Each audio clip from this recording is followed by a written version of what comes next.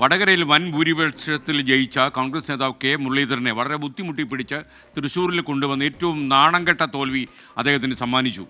വരുമ്പോൾ അദ്ദേഹത്തിന് ആനയും അമ്പാരിയും വെച്ച് എഴുന്നള്ളിച്ചാണ് തൃശ്ശൂർ മണ്ഡലത്തിലേക്ക് കൊണ്ടുവന്നത്. അവിടെ സുരേഷ് ഗോപി മത്സരിക്കുമെന്ന് അദ്ദേഹത്തിന് അറിയാമായിരുന്നു.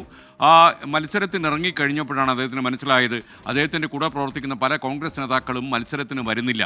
അദ്ദേഹത്തിനെ വിജയിപ്പിക്കാനുള്ള ശ്രമമൊന്നും പലരുടെ ഭാഗത്തുനിന്നുണ്ടല്ല. മത്സരം അതിൻ്റെ അവസാന ഘട്ടത്തിലേക്ക് എത്തുമ്പോൾ കെ മുരളീധരനെ കണ്ടാൽ നമുക്ക് തന്നെ വിഷമം തോന്നുമായിരുന്നു. പ്രവർത്തിക്കാൻ അണികളില്ല, നേതാക്കന്മാർക്ക് പലവിധമായ എൻഗേജ്മെൻറ്റുകൾ, നേതാക്കന്മാരൊന്നുമില്ല, ഇവൻ ബൂത്തിലിരിക്കാൻ വരെ ആളുണ്ടായിരുന്നു എന്ന് സംശയമുണ്ട്.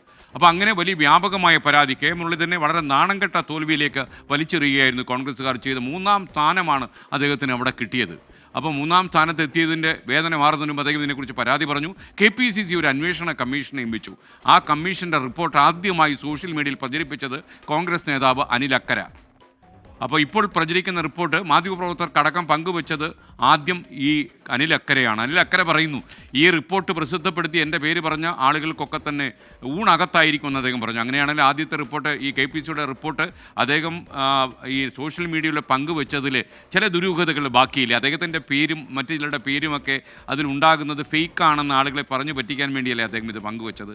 അനിൽ അക്കര, നിങ്ങൾ എന്തോ ദുരുദ്ദേശം വെച്ച് തന്നെയാണ് വാട്സപ്പിലും സോഷ്യൽ മീഡിയയിലും പ്രചരിപ്പിച്ചത്. അതല്ലെങ്കിൽ ഇത്തിരി കഴിയുമ്പോൾ താങ്കൾ എന്തിനാണത് ഡിലീറ്റ് ചെയ്ത് കളഞ്ഞത്?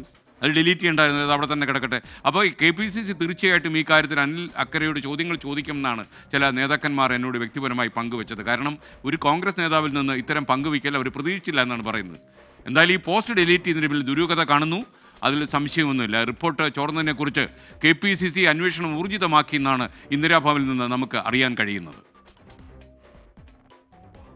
പാർലമെന്റ് തെരഞ്ഞെടുപ്പിൽ തൃശൂരിൽ കോൺഗ്രസിനുണ്ടായ കനത്ത തോൽവി പിന്നാലെ DCCയിലെ കയ്യാങ്കളി. പ്രസിഡന്റ് ജോസ് വള്ളൂരിന് DCC പ്രസിഡന്റ് സ്ഥാനം തന്നെ രാജിവെക്കേണ്ടി വന്നു. തെരഞ്ഞെടുപ്പിന് നേതൃത്വം കൊടുത്ത മുൻ MP TN Prathapan, UDF chairman MP Vincent, AICC അംഗം അനിൽ അക്കര, ജോസ് വെള്ളൂർ എന്നിവർക്കെതിരെ സമാനതകളില്ലാത്ത പ്രതിഷേധം. എല്ലാം അവസാനിച്ചു എന്ന് കരുതിയിരിക്കുന്നതിനിടെ കഴിഞ്ഞ ദിവസം വീണ്ടും നഗരത്തിൽ പോസ്റ്ററുകൾ.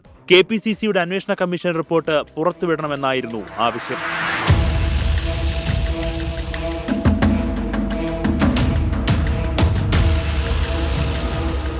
പിന്നാലെ റിപ്പോർട്ടിന്റെ പ്രസക്ത ഭാഗങ്ങൾ പുറത്തുവന്നു.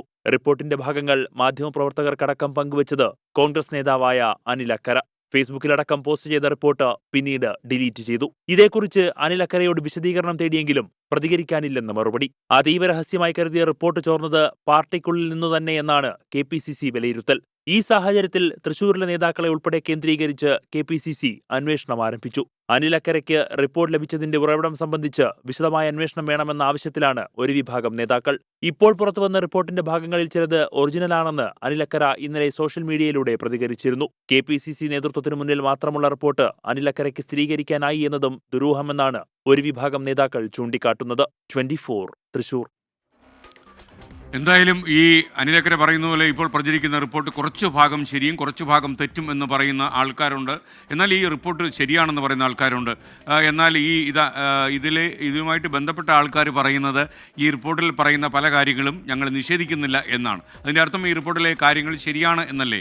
എന്തായാലും ഇതിനകത്തൊരു അവസാന വാക്ക് KPCC ആണ്. KPCC റിപ്പോർട്ട് പുറത്തുവിടണം. അപ്പോൾ മനസ്സിലാകും ഏതാണ് സത്യം ഏതാണ് വ്യാജം എന്നത്. അല്ലെങ്കിൽ ഈ ദുരൂഹത പിന്നെയും ബാക്കിയാവും. KPCC ഇക്കാര്യത്തിൽ പ്രത്യേകിച്ചും സുധാകരൻ KPCC അധ്യക്ഷൻ ഇതിനകത്തൊരു വ്യക്തിപരമായ തീരുമാനമെടുക്കണം എന്നാണ് 24-ന് പറയാനുള്ളത്.